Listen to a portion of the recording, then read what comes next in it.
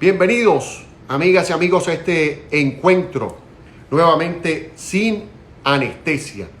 Hoy, como lo anunciamos en las redes sociales, estaremos conversando con el doctor Negar Granados. Estaremos hablando de inmigración en lo que respecta al tema venezolano, y por ello estaremos conversando con el doctor Negar Granado, reconocido abogado venezolano, especialista en temas de inmigración, y estaremos hablando de esta nueva crisis que vivimos los venezolanos en lo referido a inmigración. Esta crisis que ha generado la salida en bandada de miles de venezolanos que están nuevamente emprendiendo camino por distintas vías para con ello poder comenzar de cero en otros países, y en este caso en lo que respecta a los Estados Unidos. Hoy, por eso vamos a hablar de inmigración nuevamente en Sin Anestesia, por supuesto, sin filtros, sin líneas editoriales, y vamos a tratar de responder los comentarios de cada uno de ustedes a través de esta vía y por supuesto los que con anterioridad he recibido en mis redes sociales. Vamos a establecer desde este momento ya el contacto con el doctor Negar Granado, como lo habíamos anunciado. Que comencemos y podamos ir ganando tiempo sobre un tema que involucra muchas preguntas y a veces no hay tiempo para abordarlas todas. Buenas noches, doctor. Nuevamente bienvenido. Buenas noches, Germán. Para mí un placer acompañarte. Y bueno, qué más que poder hablar de lo que nos gusta, Sí, de derecho, de migración, sin anestesia y sin filtro. Sí, sin filtro, como lo decía al principio, la idea de estas entrevistas, en lo que a mí respecta como periodista, es que la gente tenga información, porque es bien difícil a veces traer información en Venezuela de muchos temas, y que las tenga sin el filtro, sin la limitación editorial que a veces se presenta, para que conversemos sobre esos temas que la gente desea conocer sin ningún tipo de resquemor. Y esa es la idea. Yo no tengo como objetivo en estas entrevistas ni ganar seguidores, ni hacerme famoso por las redes, porque no es mi intención.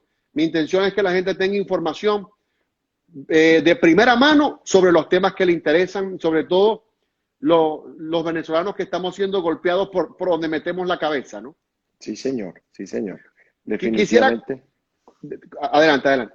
Sí, definitivamente es una materia bien interesante y es una situación en la que los venezolanos nos vemos involucrados a nivel mundial, ¿no?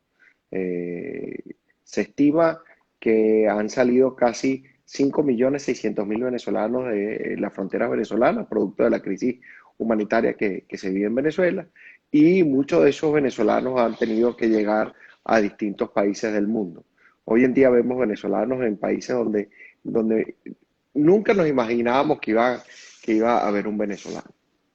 Doctor, que quisiera comenzar preguntándole.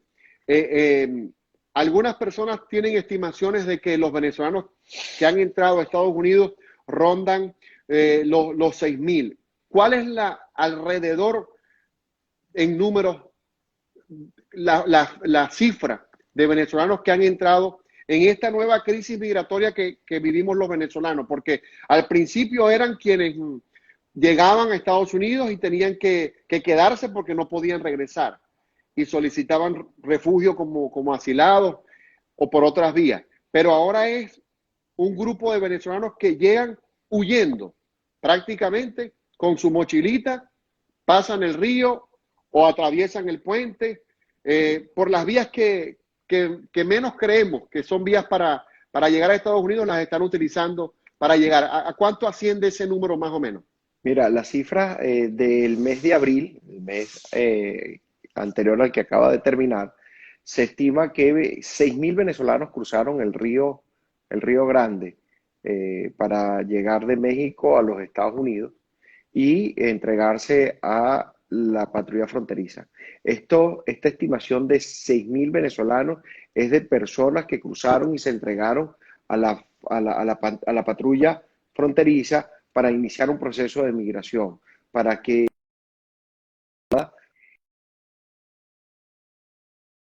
y con un alien arriving y adicional a eso, poder regularizar su situación dentro de los Estados Unidos.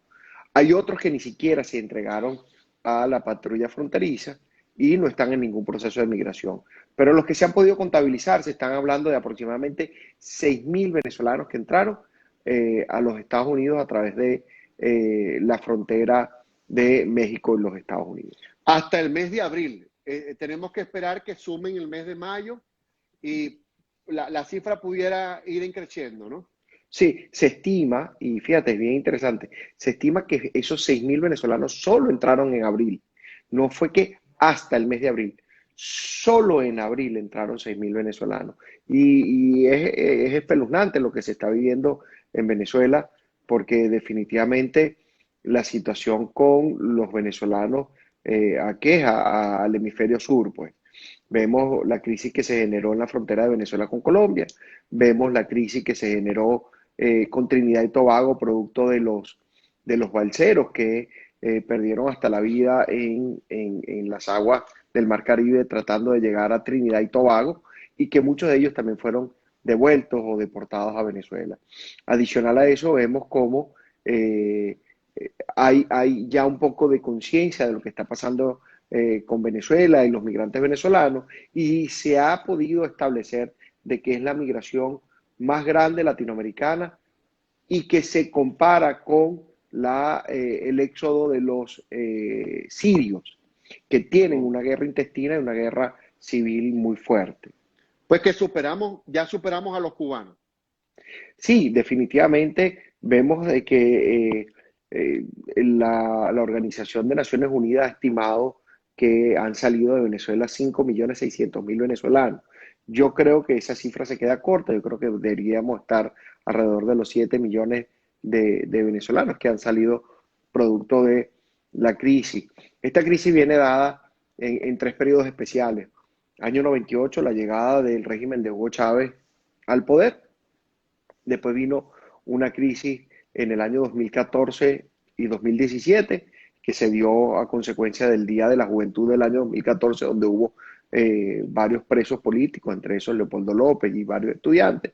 Después vinieron los hechos del año 2017, donde hubo manifestaciones contundentes y continuadas en varias capitales de Venezuela.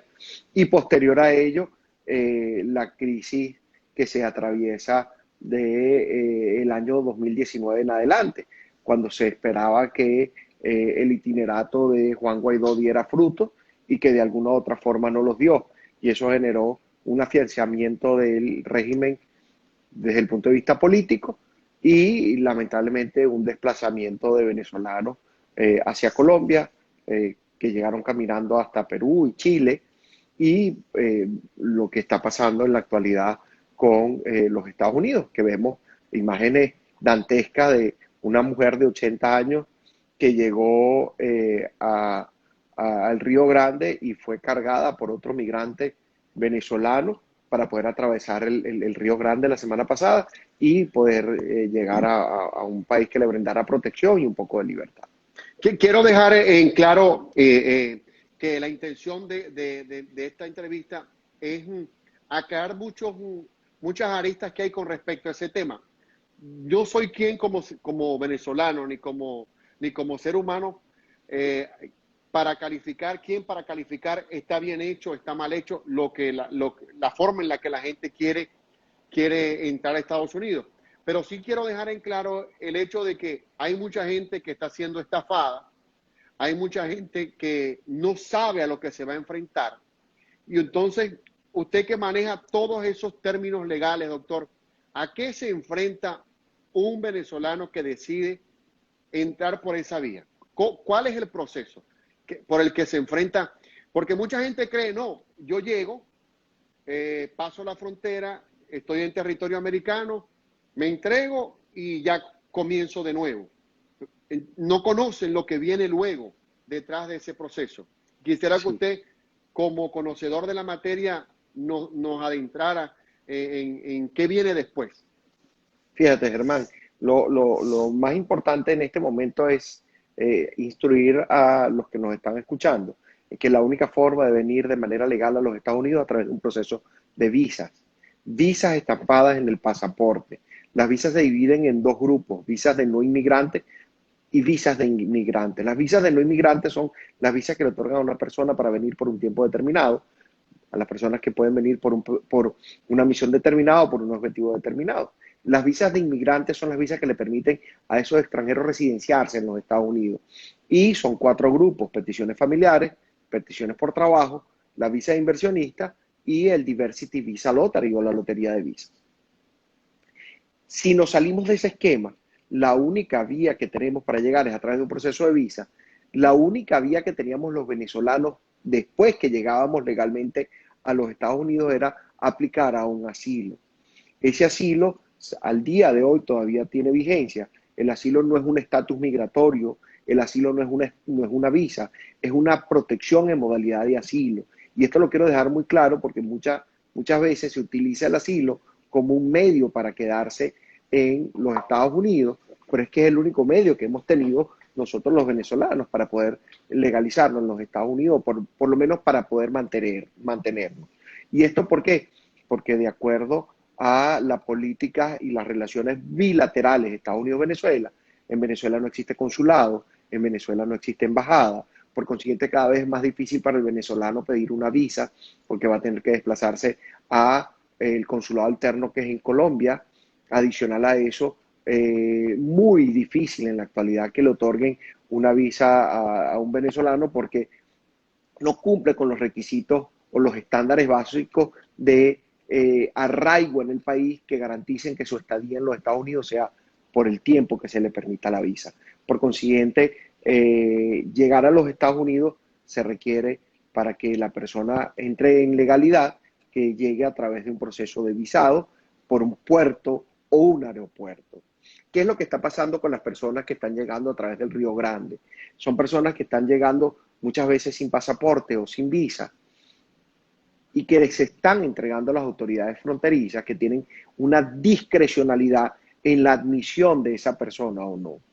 Ese oficial de la patrulla fronteriza que recibe a esos venezolanos cuando atraviesan el Río Grande es un oficial que tiene la posibilidad de decirle: usted va a ser entrevistado por una entrevista de medio creíble para ver si en verdad lo que usted está diciendo pudiera ser cierto, y le voy a dar un alien, un número de extranjería para que usted ingrese en los Estados Unidos y pueda entonces después de eso aplicar a un asilo. O en su momento, si hubiese sido antes del 9 de marzo, aplicar al TPS, que era el Temporary Protection Status.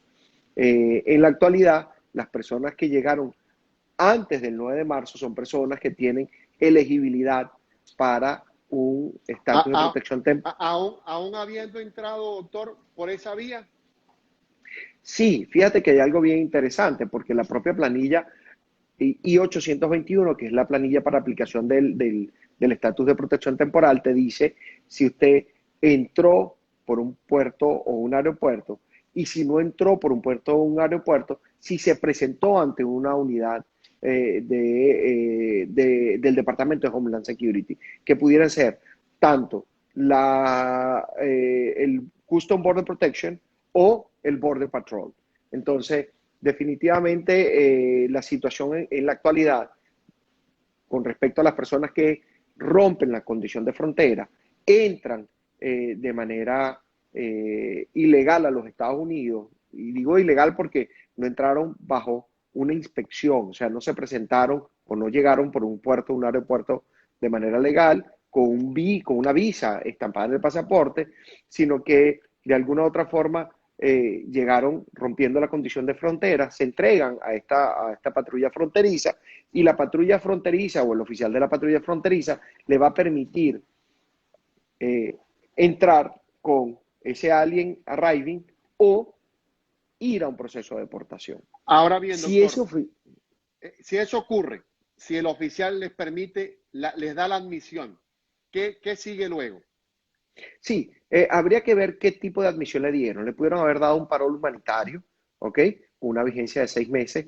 Le pudieron haber dado un alien arriving sin necesidad de parol humanitario pero lo dejaron bajo una orden de supervisión, lo dejaron bajo su propia palabra. ¿Qué significa eso? Que él va a tener que cumplir con unas condiciones de presentarse cada vez que sea llamado ante la oficina de la Policía de Inmigración, del ICE, a Sí, los no puede fines salir. de, Si va a vivir en Miami, no puede salir de la Florida y todo ese tipo de no puede, condiciones, no ¿no? puede, no puede cometer delito, no debe tener ningún tipo de relación o vínculos con ninguna pandilla, las condiciones que le ponga el oficial en ese momento.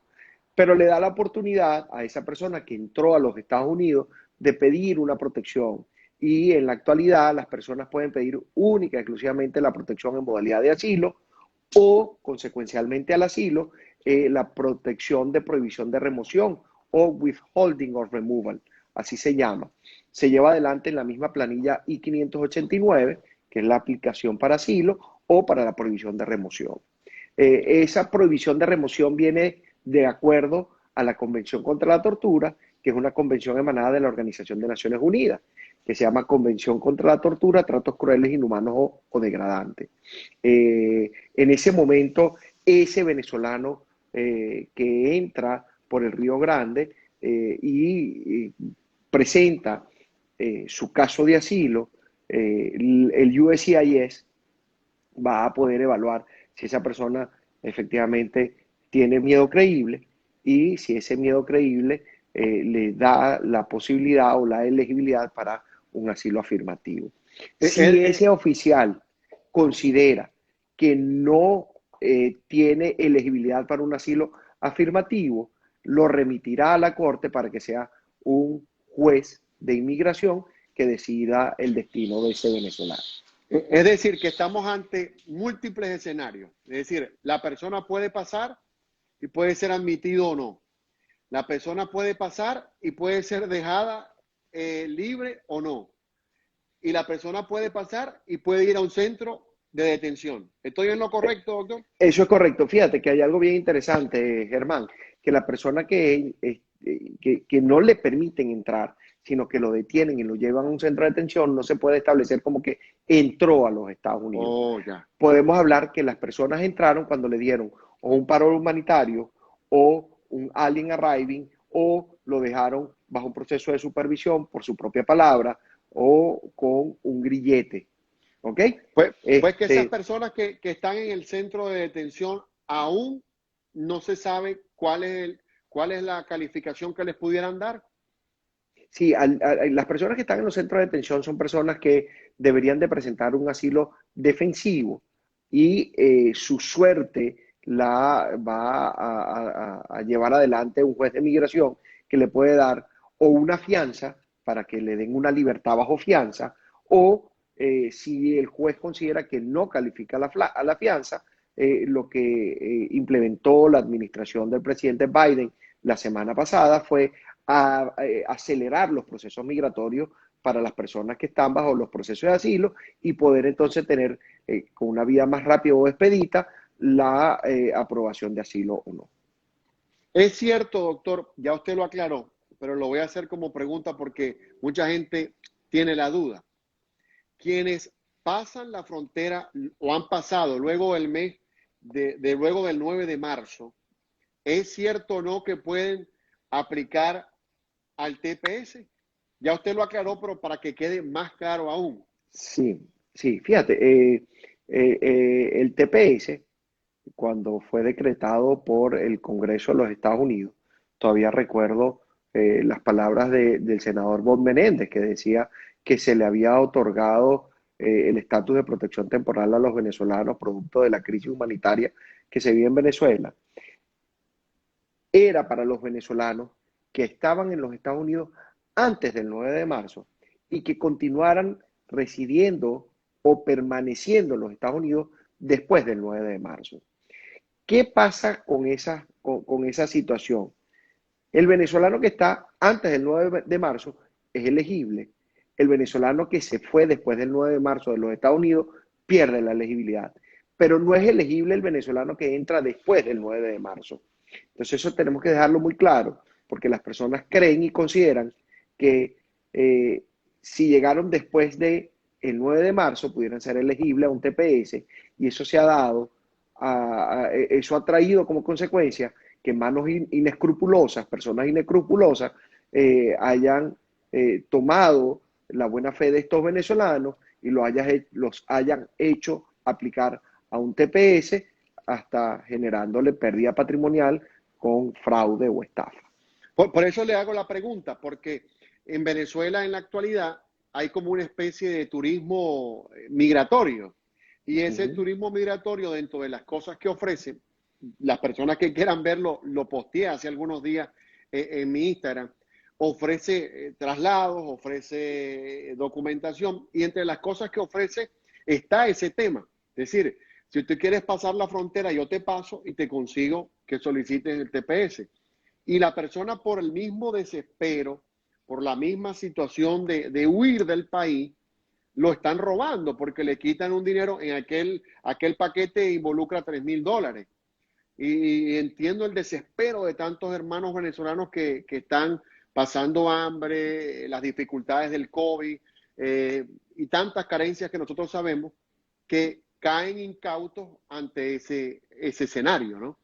Sí, Germán, es bien interesante porque la situación del venezolano, que nunca pensábamos que íbamos a migrar, y menos en las condiciones que estamos migrando en la actualidad, nos hace ver que somos un país frágil, que somos una sociedad que está hasta un poco pervertida y corrompida, y la necesidad de salvarse, la necesidad de buscar nuevos horizontes, de conseguir la libertad tan anhelada, hace que las personas hasta pierdan parte de su patrimonio por estos agentes inescrupulosos que le ofrecen villas y castillas que no van a poder cumplir. Sí, porque hay que ser honesto en el comentario de que muchos de esos compatriotas nuestros han tenido que vender su apartamento, que vender su casa, que vender el carrito que tenían, que salir de bienes materiales que tenían para emprender esa nueva travesía en pro de lograr un futuro mejor, ¿no?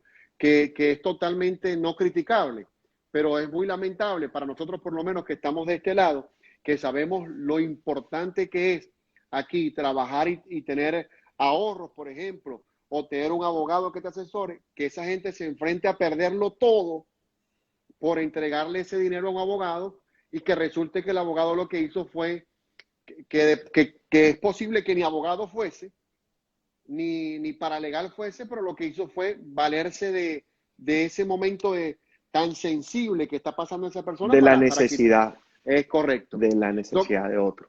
Doctor, ahora ubiquémonos en el escenario de ese venezolano que pasó la frontera, atravesó el Río Grande o pasó por cualquier parte de la frontera sur y es detenido en un centro de detención. ¿Hay un tiempo estimado que esa persona va a estar ahí o qué tiene que hacer?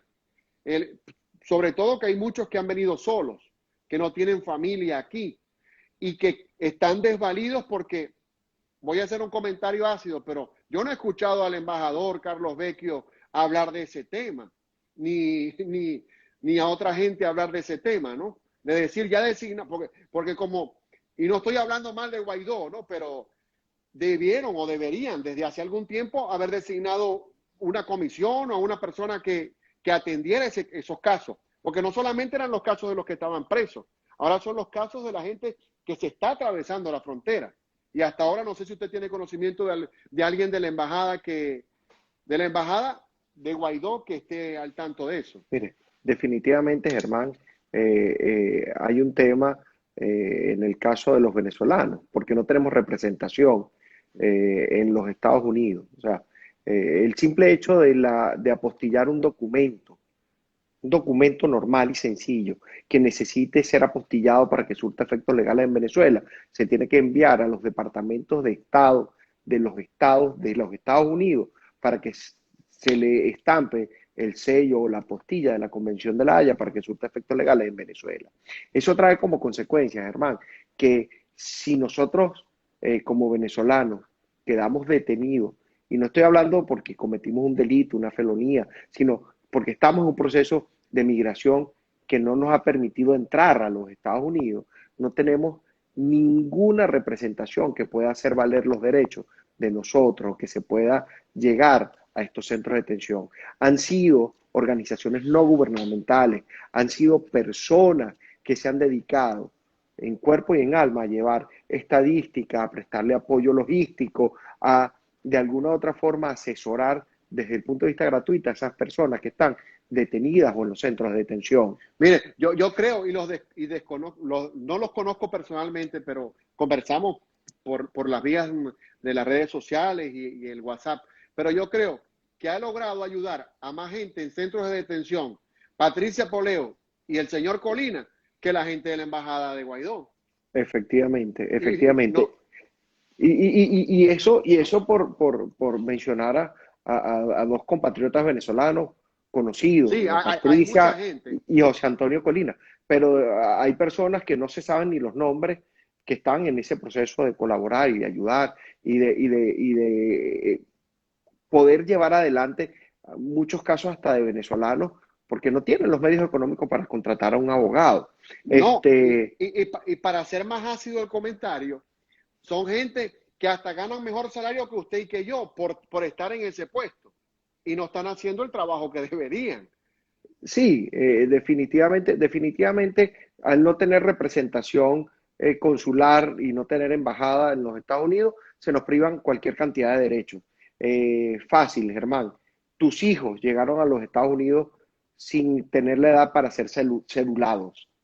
Pero Correcto. uno de los requisitos para poder tener un pasaporte o para poder renovar el pasaporte después de los 9 años es Es tener tener cédula. cédula. Por consiguiente, si tu hijo se le venció el pasaporte, no va a poder renovarlo, no va a poder ni siquiera acceder a la prórroga, porque por ser menores de edad no se les prorroga el pasaporte. Entonces, son personas que están perdiendo hasta su identificación como venezolanos, porque no existe un consulado que les emita un pasaporte, que es el documento que tenemos los venezolanos en el extranjero. En el extranjero. Eh, Eso por decir un caso. Pudiéramos hablar de otros miles de casos. Acabo de hablar del caso de las postillas. O sea, y si nos vamos a lo preciso y a lo conciso, no tenemos representación que alce nuestra voz en el Congreso o ante el gobierno de los Estados Unidos. Muchos senadores y representantes cubanos, latinoamericanos, son los que están llevando adelante la voz y el voto de los venezolanos o el clamor de los venezolanos. Sí, Vemos porque ya, cómo, y esta es mi opinión. Estoy estableciendo opiniones y quiero dejar en claro que no son las suyas para que después no le tiren piedras, doctor. Pero ni el grupito de periodistas que había defendiendo a algunos senadores y al expresidente de Estados Unidos ya no hablan por las redes de los venezolanos.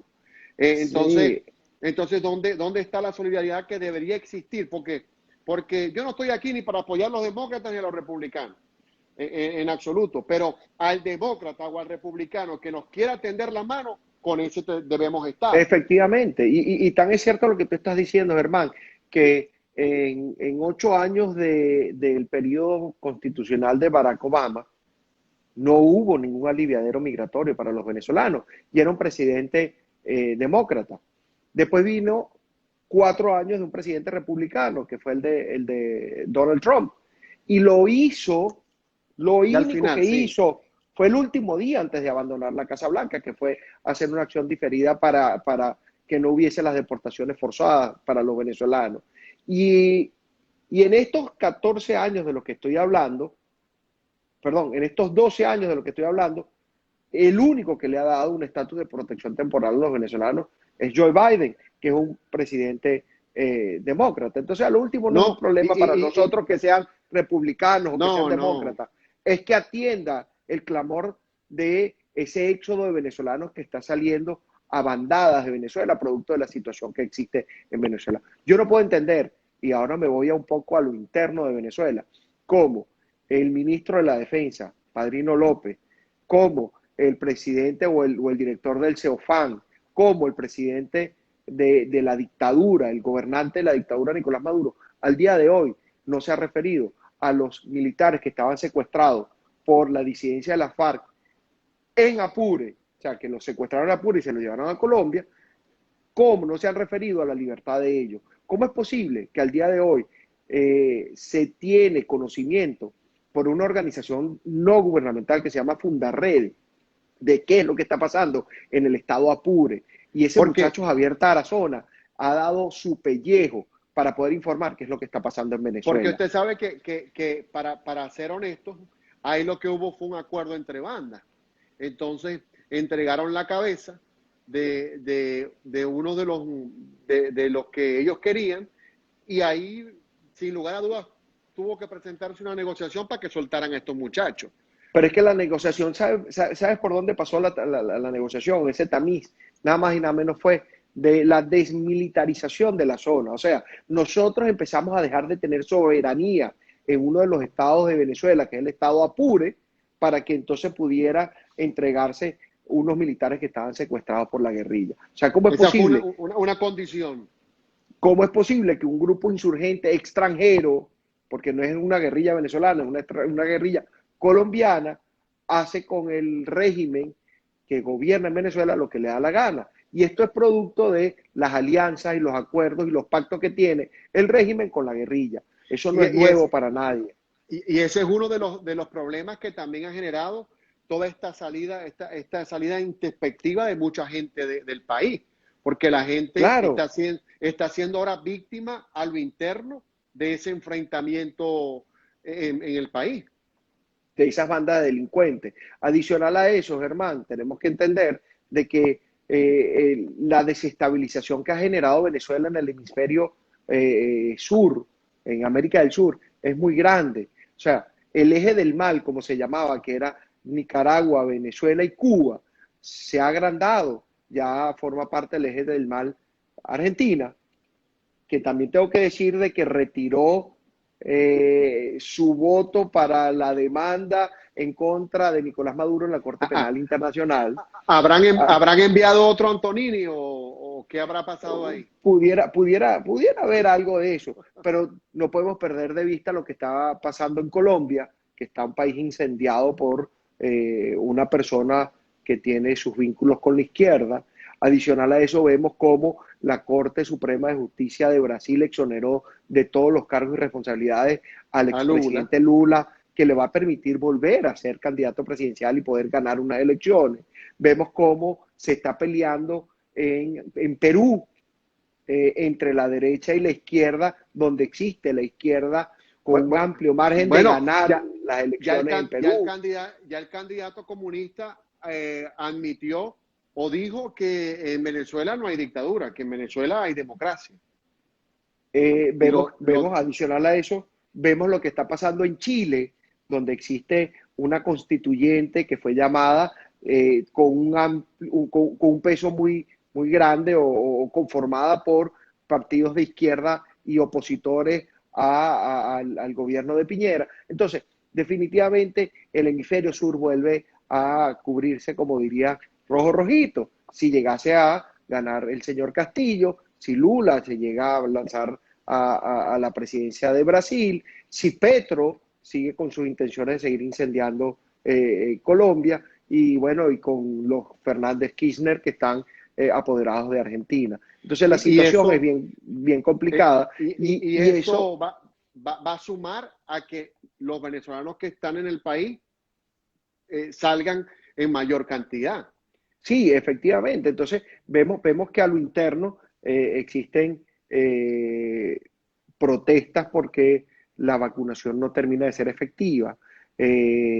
Lamentablemente no existe un plan de vacunación y salió un experto en estos días diciendo de que para poder vacunar toda la población que existe en Venezuela se iba a requerir por lo menos 4 años de acuerdo al plan de vacunación que lleva adelante el régimen. Adicional a eso, vemos cómo las personas infectadas por el virus del COVID-19, vemos cómo mueren sin ninguna asistencia por parte del Estado. Yo soy víctima. Mi madre falleció el 15 de abril de este año producto del COVID. No fue atendida a un centro de salud público porque no había posibilidades. Fue asistida a un centro de salud privado donde los cobros fueron excesivos y adicional a eso, el día que falleció, no había posibilidad de que los centros de las funerarias o los cementerios trasladaran el cadáver de mi madre el mismo día, sino que tuvo que esperarse un día en la clínica para que lo fuesen a retirar y 3 días para que pudiese ser cremada, porque lamentablemente no había cupo para los crematorios y le dijeron a mi hermana, a su madre la vamos a cremar, mi madre muere un día jueves, la creman un día lunes y le entregan una ceniza del día martes. O sea, sin ni siquiera tener la certeza de que esas cenizas que le entregaron a mi hermana fueron de los restos de mi madre. Entonces, esa situación que se presenta en Venezuela es una situación caótica, es una situación crítica, y de esa es la que saca provecho el régimen. El régimen se vale de la situación que está en Venezuela. No, Vuelvo a decirlo. doctor, y perdone que lo interrumpa, y esa situación que estamos viviendo en la actualidad y que hemos vivido años anteriores, de la migración de un importante grupo, de un número importante de venezolanos, favorece sin lugar a dudas al gobierno. Es que yo siempre lo he dicho y lo voy a volver a decir. El régimen de Venezuela no es un régimen en crisis, es un régimen de crisis. Genera la crisis para desviar atención, genera la crisis para mantener a la población enfocada en lo que no le interesa que se enfoque, porque entonces empiezan las manifestaciones en contra del régimen producto de la situación social que se presenta en Venezuela. Ahora, doctor, Mu- volviendo al tema, hay algunas preguntas que nos están haciendo de lo que veníamos conversando antes de tocar el tema venezolano, ¿no? ¿Qué recomienda usted como abogado a esos venezolanos que están optando por esa vía para entrar a Estados Unidos? Desde el punto de vista no solamente de abogado, sino como venezolano y como conocedor de las leyes. Yo sé que no es fácil. Es muy difícil, es muy difícil porque yo no puedo hacer una recomendación que atenta contra la la legislación legalidad. de primero contra la legislación de los Estados Unidos y segundo contra la legalidad de la persona dentro de los Estados Unidos. Yo vi la persona que escribía ahí qué pasaba con un venezolano que tenía doble nacionalidad y era venezolano y colombiano. ¿No? Definitivamente es una decisión. Y otros preguntan, otros venezolanos que me han preguntado antes de la entrevista, que están en otros países. Por ejemplo, hay un grupo importante de venezolanos que por la situación en Argentina están buscando otros destinos, porque ven que la situación se están viendo en el espejo de Venezuela. Los que están en Perú ya están pensando, si este señor gana, ¿a dónde huimos? Entonces, ¿qué se le puede decir a esos venezolanos? Mira, la situación es bien compleja. Yo estoy manejando ahorita un caso de una familia que está en Perú y está siendo invitada por una iglesia evangélica aquí en los Estados Unidos y estamos tratando de que el consulado de Estados Unidos en Perú le pueda aprobar la visa de turista a estos venezolanos. Y estamos haciendo este trabajo teniendo la certeza de que es un buen trabajo, pero lamentablemente sabiendo que los resultados no van a ser los deseados. Por algo muy sencillo, porque son personas que están bajo un PTT, que se llama ya, que es como un proceso de migratorio temporal, que no le da estabilidad, pero que tampoco le da arraigo a Venezuela, y por consiguiente lo primero que pudiera pensar un oficial de consular que va a entrevistar a esta familia es que ellos lo que están buscando es la visa para venirse a los Estados Unidos y quedarse en los Estados Unidos. Para quedarse.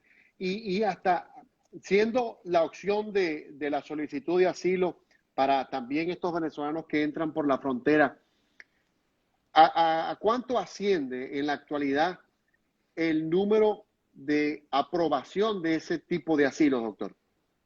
Mira, hasta el año pasado, que se manejaban cifras un poco más certeras, porque el año pasado fue un año atípico. Tenemos que recordar que desde marzo 15 del año 2020 hasta octubre hubo una cuarentena donde los procesos migratorios se retrasaron muchísimo. Debemos recordar que las aprobaciones de asilo, los márgenes de aprobaciones o los porcentajes de aprobaciones eran muy bajos. O sea, la oficina de asilo para el año 2019 recibió X cantidad de aplicaciones de asilo y de esa cantidad de aplicaciones de asilo solo se aprobaba o solo se llegó a aprobar el 8,99% de esos asilos. Un porcentaje como del 89% fue remitido a las Cortes de Migración y otro porcentaje sí fue negado. Entonces, definitivamente la situación de esos venezolanos eh, aplicantes de asilo en la actualidad no termina de ser cierta. Yo antes de arrancar el programa contigo tuve una llamada telefónica con un cliente quien había tenido su cita, su entrevista de asilo para el día 17 de marzo, si mal no recuerdo, del año pasado, y que lamentablemente, producto de la pandemia, no se dio y le hicieron su reagendado para este 17 de junio del año 2021. O sea, el 17 de junio del año 2021 a las 7:40 de la mañana, esa persona tiene que estar en la oficina de asilo para defender su caso de asilo. Eso es uno de los casos que yo estoy llevando y que es uno en una gran cantidad porque tengo clientes que tienen 6 años que aplicaron a su asilo y no han sido llamados a entrevistas. Son personas que tienen 4 renovaciones de permiso de trabajo, tienen un Social Security, han podido hacer vida en los Estados Unidos, pero no tienen todavía la protección aprobada. Doctor, y este lote de venezolanos que está entrando por el Río Grande y por la frontera con México, también estamos hablando de que ellos se someten al mismo tema de la tardanza de la llamada rápida a la entrevista, del posible envío a la corte, al juez, de igual Sí, forma que los que entraron por otras vías. definitivamente, Germán, fíjate, tengo un caso de una persona que llegó por Tucson, Arizona, se sometió, se entregó, y no es un caso nuevo, estamos hablando de un caso del año 2019. Se entregó a la patrulla fronteriza, le hicieron la entrevista de miedo creíble a esta persona, a su esposa y a sus 3 hijos, consideraron oportuno que podían entrar con un parol humanitario y le dieron un parol por 6 meses para entrar a los Estados Unidos. Se presentó su aplicación de asilo en febrero del año 2020 y el USCIS recibió el asilo y consideró de que no tenía jurisdicción en el caso de él y hizo una declinación, declinó su competencia en el juez de inmigración. O sea, esa persona que entró en el año 2019, que presentó un asilo afirmativo en el año 2020, que debió haber llevado un proceso de asilo afirmativo porque entró de manera legal con un parol humanitario, tiene su entrevista de asilo para el año 2024, agosto del año 2024. Su Entonces, a entrevista de ese asilo mismo, ante un juez de migración, no ante la oficina de migración. entonces a ese mismo escenario se enfrentan quienes también están pasando de forma ilegal la frontera. Efectivamente, y vuelvo a repetirlo, Germán, la semana pasada salió una noticia donde el presidente Biden había aprobado dentro de su reforma migratoria un proceso de aceleramiento de los casos de asilo para que las personas que sometan su caso de asilo tengan su entrevista lo más rápido posible y de alguna otra forma tengan su respuesta también lo más rápido posible.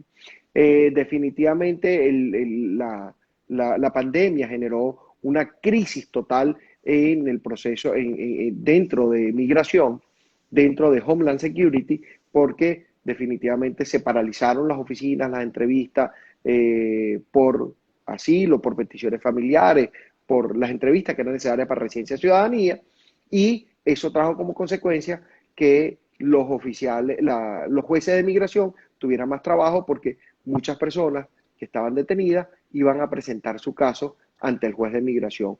Y muchas personas que hoy en día están bajo un proceso de asilo afirmativo, si no les es aprobado, va a ser remitido a una corte de inmigración. Doctor, hablábamos hace unos minutos de lo desasistidos que están los venezolanos, o que estamos, ¿no? Los venezolanos que estamos dentro de Estados Unidos y quienes están llegando y son detenidos en centros de inmigración o por tienen cualquier problema legal.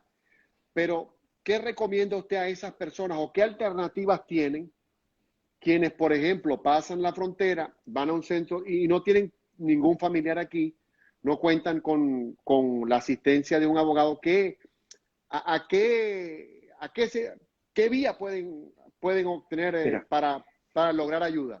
lo primero que les recomiendo es que no se dejen embaucar por agentes inescrupulosos que le van a vender una fórmula maravillosa para quedarse en los Estados Unidos. Eso es lo primero que les tengo que decir. Lo segundo, que busquen, que busquen la asesoría de un profesional calificado, que busquen la asesoría de un profesional que les lleve de la mano por el camino seguro de la migración. La migración, y eso lo voy a decir con total responsabilidad, hermano, este es un país tan benevolente que así tú cometas un error hoy, el día de mañana lo puedes reparar. Entonces, no cometan tantos errores, porque por más que se pueda reparar, siempre va a haber un momento donde la reparación no se va a dar y esa persona va a terminar siendo expulsada por el propio sistema. No, y usted Busquen está, personas calificadas, personas que conozcan la materia. Hay organizaciones, Caritas es una organización que le presta asesoría a los inmigrantes, asesorías desde el punto de vista de inmigración para llevar adelante sus procesos. ¿existe que usted conozca, doctor, algún grupo? Hablamos al principio, por supuesto, de Patricia y Antonio, pero ¿existe alguna organización que usted conozca de algunos venezolanos que estén asistiendo a nuestros paisanos en Tucson, en Mira, otras ciudades? yo no conozco, pero fíjate, hay algo bien interesante. Y en la administración de Trump se creó unas asociaciones o un conglomerado de personas peticionantes de asilo, eh, que de alguna u otra forma no ejercían la representación legal de estas personas que están buscando asilo, pero de alguna manera generó una demanda federal para que no se cobraran los fees de los permisos de trabajo. Me refiero a CASA y ASAP. Son dos organizaciones que está llevando adelante, yo no voy a hablar de la defensa, pero sí está tratando de mantener la información para las personas que están de alguna otra forma en un proceso de asilo afirmativo o de asilo defensivo. Son personas que se adhieron a la tarea de levantar una data, de permitirle a migración conocer quiénes son aplicantes de asilo, quiénes están ya pidiendo un permiso de trabajo, por qué no deben de pagar los fees de migración. Y adicional a eso, hay algo bien interesante, hermano, y es que Caritas es una organización a nivel mundial que caridades católicas le prestan ese servicio migratorio a las personas que no tienen los medios económicos de pagar a un abogado. Doctor, eh, eh, otro tema que antes de que el Instagram nos corte, ¿no? Es el tema del TPS. Quedan casi 4 meses para que los venezolanos que están en Estados Unidos y que pueden aplicar, apliquen. ¿A cuánto llega la cifra? ¿Usted conoce de venezolanos que ya hicieron su aplicación? Hermano, discúlpame que tengo interrupciones. No, tranquilo.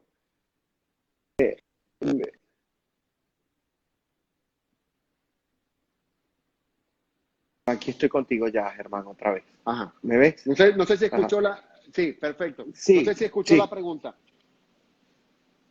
a- Definitivamente no hay un número en la actualidad.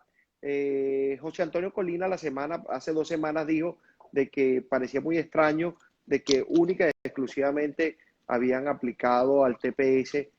Aplicar no significa que ha sido aprobado, pero que sí, ya habían enviado sus aplicaciones, algo así como 20.000, 20 y pico mil venezolanos. venezolano. Se estima que el TPS iba a beneficiar a 342.000 venezolanos que estaban en los Estados Unidos antes del 9 de marzo. ¿Ok? Entonces, Pues que podemos decir que los números están muy por debajo de la estimación principal, ¿no?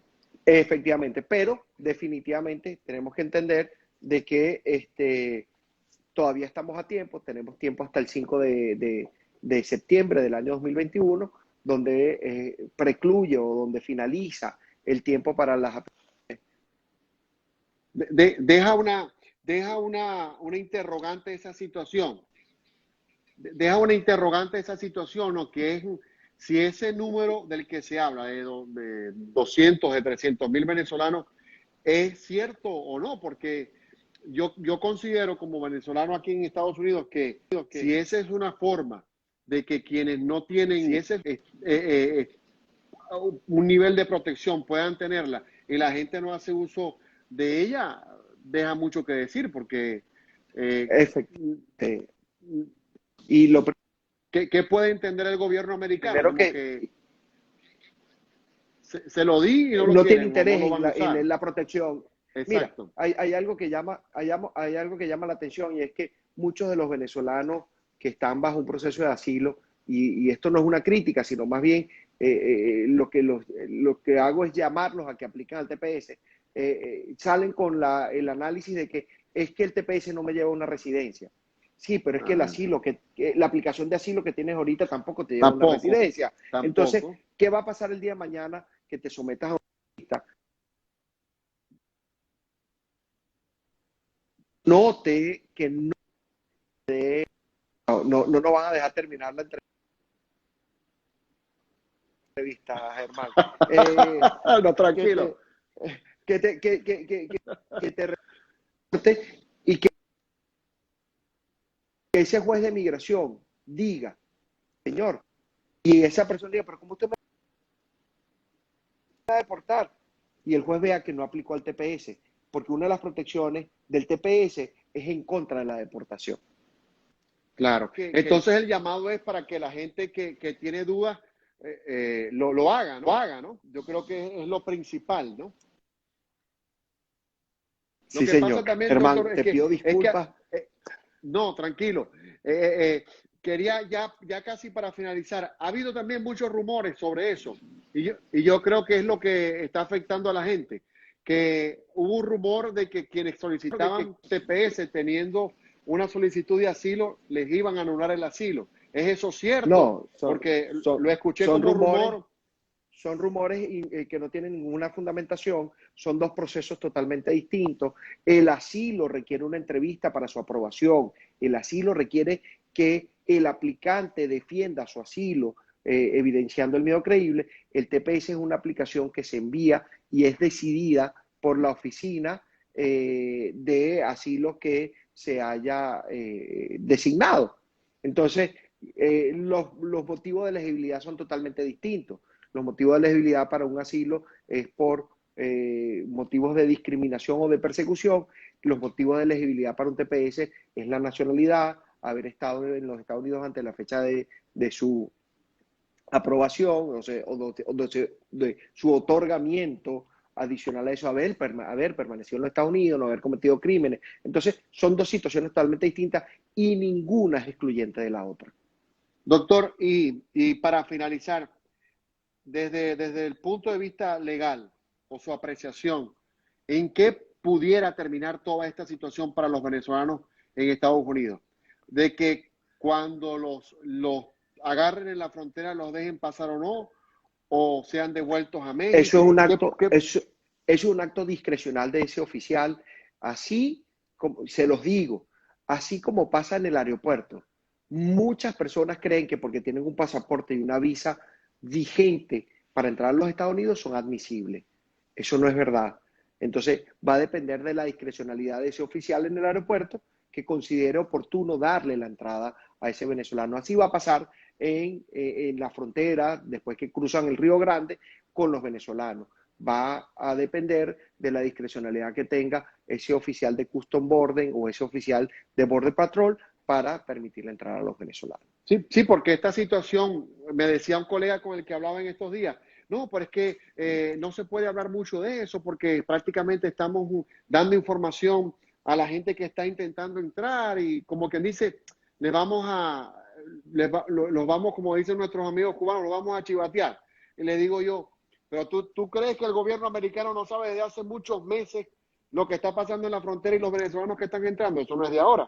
Efectivamente, no solamente eso, como yo lo dije con total responsabilidad, tenemos que entender que no es la vía para venir a los Estados Unidos. Eso es totalmente excepcional. Para venir a los Estados Unidos se requiere una visa estampada en el pasaporte. Y es dejárselo a la suerte. Efectivamente, efectivamente. Doctor, la gente que esté interesada de poder comunicarse con usted, ¿dónde está la oficina? ¿A qué número puede llamarlo? La oficina está en el 2250 Southwest, Tercera Avenida, Miami, Florida, 33129. Más lento, doctor, de nuevo, más lento. 2250 Southwest, Tercera Avenida, Miami, Florida, 33129, Suite 303. O un correíto, negargranado@gmail.com. Y por supuesto, usted sigue trabajando con el prestigioso doctor Willie Allen, ¿no? Ahí estamos de la mano, Wilfredo Allen. Ese es mi mentor, ese es el jefe de la oficina. Sí, señor. Qué bueno. Bueno, la recomendación nuevamente es para la gente que busque asesoría legal, que no someta a la suerte su nuevo emprendimiento de comenzar de cero en otro país y que por supuesto no deje a la suerte, en algunos casos como les ha ocurrido a muchos, su patrimonio por emprender la huida de Venezuela. Comprendemos que la situación que vivimos no es fácil. Usted comentaba la situación con su mamá. Yo quiero hacer una inferencia. Yo estoy viviendo algo similar. Mi papá tiene COVID. Gracias a Dios, tratado en Venezuela por las vías que sabemos, con la atención médica en la casa, porque en Maracaibo, aunque mucha gente no lo sabe, hasta el tema de las clínicas se ha puesto imposible. Con dinero o sin dinero, es imposible el acceso porque el número de pacientes es el malandro del gobernador, igual que el malandro de Nicolás Maduro, en las cadenas disfrazan los números y Maracaibo desde el punto de vista sanitario, yo diría que el Zulia está totalmente colapsado. Y bueno, los venezolanos que están en esa situación, se les presenta la oportunidad de salir por cualquier vía y por supuesto lo van a hacer. Y entonces la intención de esta conversación era por lo menos ponerle el programa un poco más claro de saber a qué te vas a enfrentar por la medida que estás usando y bueno, que sepan no dejarle a la suerte esa situación, porque son infinitos los comentarios, las historias que uno conoce de este lado, de gente que ha emprendido esos caminos. Y bueno, para muestra un botón la fotografía de la señora de 75, de 80 años en los brazos de este joven para pasar hacia Estados Unidos. Bueno, nos partió el corazón. Buscando un poco de libertad. Y buscando un poco de libertad. Así es. Entonces, doctor, le agradezco nuevamente la deferencia de haberme acompañado y por siempre supuesto, para mí un placer acompañarte, hermano. Esperamos pues en este cortico tiempo haber respondido las incógnitas de mucha gente que está pensando y que ya está aquí, emprender nuevos horizontes de libertad y una nueva vida en este país que nos ha abierto las puertas y ha sido no tengo calificativo, pero que ha sido tan noble con los venezolanos. Tan noble, benevolente, eso es correcto. Claro, con nosotros. Sí, bueno, señor. Doctor, muchísimas gracias. Un placer. Esta entrevista va a estar colgada en YouTube también para que la gente que nos está viendo pueda correr la voz y puedan entrar ahí también. Y por supuesto va a estar acá en Instagram para que la vean y la gente pueda adentrarse un poquito en este tema tan delicado. Claro que sí. Un placer para mí acompañarte y siempre a tu orden, hermano. No, muchas gracias y saludamos a Midifer Guerra que está conectada al diputado Richard Blanco y a tanta gente que se conectó desde Estados Unidos y también desde el resto del mundo para nuestra entrevista. Muchas gracias, doctor, y nos vemos en una nueva oportunidad para que conversemos sin anestesia. Claro que sí. Un abrazo, hermano.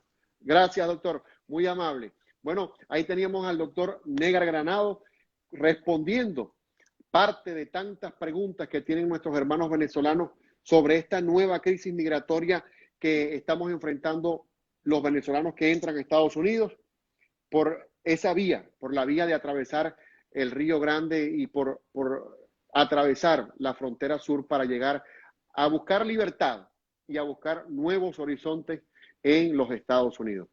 Gracias por estar conectados. Esta entrevista van a ustedes poder conseguirla en mi cuenta de YouTube, Sin Anestesia con Germán Paredes, y por supuesto la vamos a dejar colgada acá en Instagram TV. Gracias por estar en contacto con nosotros. Los espero el próximo martes. Estaré conversando con un joven venezolano, inmigrante, que está en Colombia y es un ejemplo de vida para estos venezolanos que han salido de su país a buscar nuevas oportunidades. Los espero el próximo martes a las 8 de la noche para que juntos compartamos comentarios, preguntas, opiniones y por supuesto conozcamos un poco más de nuestros compatriotas venezolanos en el mundo, sin filtros, sin comentarios, simplemente sin anestesia. Gracias por estar con este servidor Germán Paredes en este contacto todos los martes. Pasen una extraordinaria semana. Dios los protege y los bendiga a todos. Feliz semana para todos y gracias por estar en contacto sin anestesia. Será hasta el próximo martes.